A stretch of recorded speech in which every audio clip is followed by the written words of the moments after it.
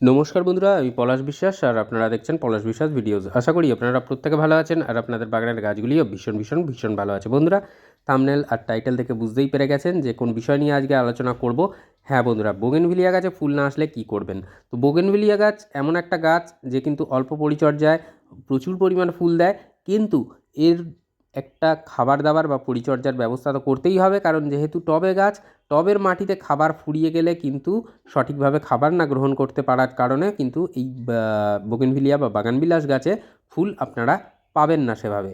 তো সেই জন্য কি করতে হবে আজকের ভিডিওতে সেটাই দেখাবো, সেটাই থাকছে আলোচনায় যে কি কেয়ার করতে হবে যাতে করে বোগেনভিলিয়া গাছে ভরে ভরে ফুল পান আর অবশ্যই দ্রুততার সাথে ফুল আসবে গাছে।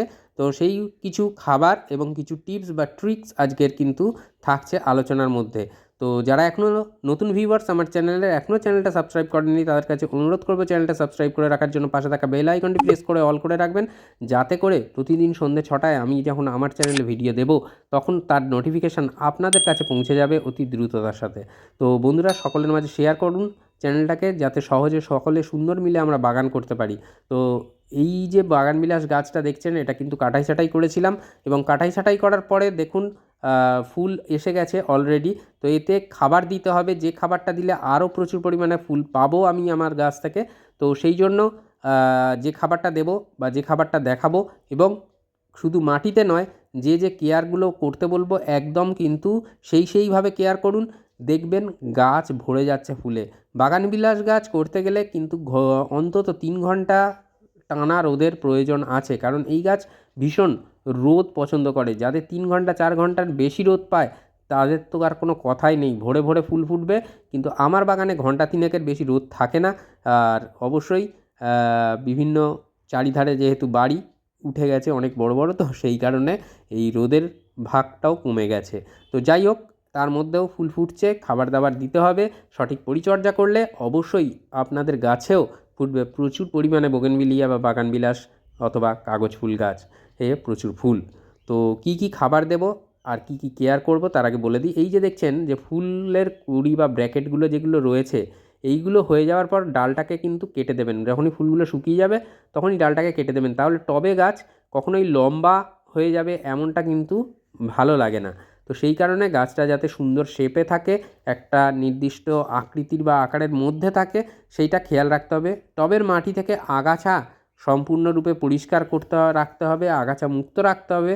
তো আর আরেকটা যে কাজ করতে হবে সেটা হচ্ছে টবের মিডিয়া, যেই গাছে ফুল আসছে না সেই গাছের টবের মিডিয়াতে আপনারা বেশি জল দেবেন না। জল দিলে গাছে খালি পাতাই ভরবে, সেভাবে কিন্তু ফুল আসবে না। 1 নম্বর, টানা রোদে রাখতে হবে। গাছের পাতা দরকার হলে হলুদ হয়ে যাবে, ঝিমিয়ে পড়বে, তারপরে জল দেবেন সামান্য পরিমাণে। কিন্তু জলের টান বা জল টান বা জলের কমের ব্যবস্থাপনা করতে হবে। যে গাছে ফুল আসছে না সেই গাছের জন্য ফুল পেতে গেলে এটাই করতে হবে, দ্রুততার সাথে ফুল আনতে গেলে। যখন দেখবেন যে আপনার গাছের টবের মাটি শুকনো হয়ে গেছে, গাছের পাতাগুলো ঝিমাচ্ছে, তখন অল্প পরিমাণে জল দিন, যাতে সেই গাছ মানে বাগানবিলাস গাছ যাতে সেই জলটা পেয়ে পাতাটা কিছুটা সতেজ বা সজীব হয়। কিন্তু অতিরিক্ত জল যখনই পড়বে আপনার গাছ কিন্তু তখন আর ফুলের দিকে যাবে না, শুধু পাতাই পাতা বেরোবে। এই যে কেয়ারটা বললাম এটা কিন্তু মাথায় রাখতে হবে। আর যখন গাছে ফুল চলে আসবে তখন কিন্তু আর জল টান দিলে হবে না, তখন হালকা ময়েশ্চার থাকে যেন সবসময় মিডিয়া, সেটার দিকে খেয়াল রাখতে হবে। এই ভুলগুলো যদি না করেন, যদি সঠিকভাবে আমি যেভাবে বললাম যদি করেন আর সঠিক খাবার দেন, তাহলে দেখবেন যে আপনার বাগানবিলাস বাগান ভরিয়ে দিচ্ছে ফুলে ফুলে। তো এটা যেটা দেখছেন জিআর দানা, এটা 1 চা চামচ পরিমাণে রয়েছে। এই জিআর দানার মধ্যে 17 রকমের অনুখাদ্য বা মাইক্রোনিউট্রিয়েন্ট আছে, যেটা কিন্তু গাছেদের ভীষণ কাজে লাগে। এটা বায়োজাইম নামে আপনারা অনলাইনেও পেয়ে যাবেন। তো এটা নিতে হবে 1 চা চামচ, টেবিল চামচ নয়, 1 চা চামচ আপনাদেরকে এই জিআর দানা ব্যবহার করতে হবে। এর সাথে আরও কি কি ব্যবহার করতে হবে দেখে নিন। এর সাথে রয়েছে ডিএপি, যেটা নিতে হবে আপনাদের টবের সাইজের অনুযায়ী। আমি 10 ইঞ্চির টব, আমি 12 থেকে 14 দানা ডিএপি নিয়েছি। এই রকম পরিমাণ নেওয়া যাবে, এর বেশি নেওয়ার কোনো প্রয়োজন নেই, তাহলে ক্ষতি হতে পারে। এরপরে যেটা নিতে হবে 1 টেবিল চামচ পরিমাণে লাল পটাশ বা মিউরেট অফ পটাশ, এর পরিবর্তে আপনারা সালফেট অফ পটাশও ব্যবহার করতে পারেন, যেটা সাদা রঙের হয়, সেটাও আপনারা ইউজ করতে পারেন। বা অর্গ্যানিক পটাশ, যারা রাসায়নিকের দিকে যেতে চান না তারা কিন্তু এই অর্গ্যানিক পটাশও ব্যবহার করতে পারেন। তো এইটা 1 টেবিল চামচ আপনাকে নিতে হবে লাল পটাশ, আর 1 টেবিল চামচ সিঙ্গেল সুপার ফসফেট। বাংলাদেশি বন্ধুরা এর পরিবর্তে টিএসপি ব্যবহার করতে পারেন। আর এই কটা খাদ্য উপাদান আপনাদেরকে 10 দিনের ব্যবধানে টবের মিডিয়াতে প্রদান করতে হবে। আর দ্বিতীয়বার যখন প্রদান করবেন খালি এর থেকে জিআর দানাটা বাদ রাখবেন। জিআর দানা মাসে একবার করে দিলেই যথেষ্ট।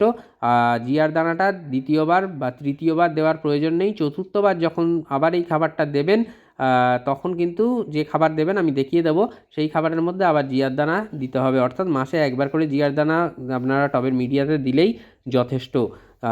এটাকে বাদ দিয়ে 10 দিনের ব্যবধানে ডিএপি, ফসফেট আর পটাশ, এই 3টে জিনিস আপনাদেরকে কিন্তু দিতে হবে বাগানবিলাস গাছের জন্য। খেতে ভালোবাসে তা বলে অতিরিক্ত নয়, যে পরিমাণ দেখালাম সেই পরিমাণে দিন। দেখবেন এই খাবারে কিন্তু প্রচুর পরিমাণে ফুল আসবে। যেদিন টবের মাটিতে খাবার দিলেন বাগানবিলাস গাছে সেই দিন ভরপুর মোটামুটি জল দেবেন। ভরপুর জল দেওয়ার কোনো প্রয়োজন নেই, তাহলে ড্রেনেজ হোল দিয়ে কিন্তু এই খাবার বেরিয়ে যেতে পারে। তো সেই জন্য যাতে টবের সাথে মেশে বা মিশতে পারে সেইভাবে খাবার দেবেন, মানে জলটা দেবেন। আর তারপরের দিনও জল দেবেন, বুঝে জল দিতে হবে যাতে ময়েশ্চার থাকে, ভিজে থাকে, ওভার ওয়াটারিং নয়। এইবার 2 দিন জল পরপর পেলো গাছ, টবের মাটিতে খাবারটা মেশার পরে অন্তত 3 থেকে 4 দিন আর জল দেবেন না। তাতে যে গাছে ফুল নেই সেই গাছের কথা বলছি, ফুল আনতে হতে গেলে এটাই করতে হবে। তারপরে 3 থেকে 4 দিন আর জল দেবেন না। গাছের পাতা দেখবেন নুইয়ে গেছে, যে কটা পাতা আছে হয়তো ঝরেও যাবে কিছু পাতা, কোনো ভয় পাওয়ার দরকার নেই। তারপরে 3 থেকে 4 দিন পরে আপনারা কিন্তু গাছে জল দেবেন। তো তখন দেখবেন, তারপরেই দেখবেন যে নতুন নতুন কচি পাতা বের হচ্ছে কিছুদিনের মধ্যেই, এবং তার সাথে এই যে ফুল যেটাকে আমরা বলি, এগুলো অ্যাকচুয়ালি ব্র্যাকেট, ভেতরে সাদা রঙের যেটা হয় ওটাই ফুল। তো সেই ব্র্যাকেটে ভরে যাবে আপনার বাগানবিলাস গাছ।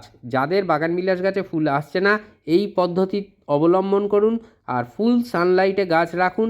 দেখবেন ভরে ভরে আপনার বোগেনভিলিয়া ফুটছে বাগানে, এবং কোনো ধরনের সমস্যা থাকছে না যে বাগানবিলাসে ফুল পাচ্ছি না বা বোগেনভিলিয়া থেকে ফুল পাচ্ছি না, ভাই কী করব। এই ভিডিওটা দেখার পরে আশা করি আর কোনো সমস্যা আপনাদের বোগেনভিলিয়া নিয়ে থাকবে না।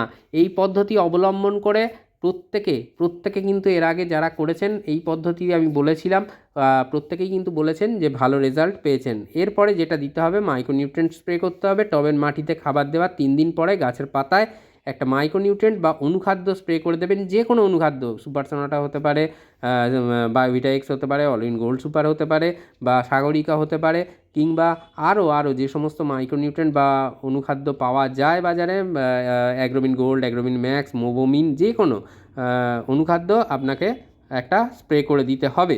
তো এর সাথে এরপরে যেটা করতে হবে, এটা সকালের দিকে স্প্রে করতে পারলে খুবই ভালো হয় গাছের পাতায়, কারণ মাইক্রোনিউট্রিয়েন্ট এইটা কিন্তু পাতায় স্প্রে করলে দ্রুততার সাথে রেজাল্ট পাবে।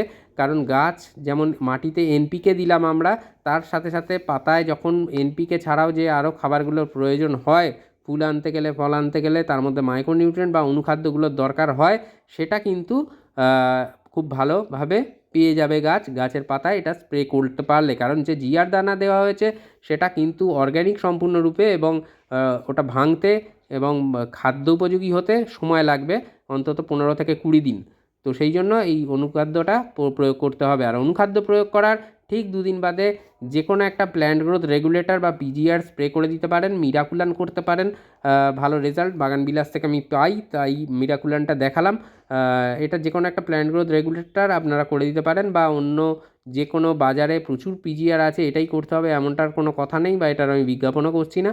তো যেটা হোক, একটা প্ল্যান্ট গ্রোথ রেগুলেটর 2 দিন বাদে স্প্রে করে দেবেন। তারপর যখন দেখবেন যে গাছে ফুল চলে আসছে, মানে ব্র্যাকেটগুলো চলে আসছে, তখন থেকে আর কিন্তু এই পিজিআর স্প্রে করার কোনো প্রয়োজন নেই বা অনুখাদ্য স্প্রে করার কোনো প্রয়োজন নেই। এইভাবে কাজ করুন, বাগানবিলাস খুব ভালো হবে। ভরে ভরে আপনাকে বাগান সাজিয়ে দেবে ফুলে ফুলে শীতের বাগান। তো আশা করি বুঝতে পারলেন। এরপরেও যদি কোনো ধরনের কোনো জায়গায় সমস্যা হয় গাছ করতে গেলে, বাগান করতে গেলে, শুধু বাগান বিলাস নয়, যে কোনো গাছ নিয়েই অবশ্যই প্রশ্ন করতে পারেন। যারা ছাদ বাগান করি আমরা, আশা করি সমস্ত উত্তর আমি দিয়ে দেব, আর প্রত্যেকের উত্তর আমি দিয়ে থাকি প্রশ্নের। তো আজকের মতো এ পর্যন্তই। খুব ভালো থাকবেন সকলে। আবার আসছি আগামীকাল ঠিক সন্ধ্যে 6টায়। ততক্ষণ সকলে সুস্থ থাকুন, ভালো থাকুন, প্রচুর পরিমাণে গাছ লাগানোর পাশাপাশি অবশ্যই দেখতে থাকুন পলাশ বিশ্বাস ভিডিওস। মন থাক চিরসবুজ, পৃথিবী হোক সবুজময়। আবার আসছি আগামীকাল সন্ধ্যে 6টায়। নমস্কার বন্ধুরা।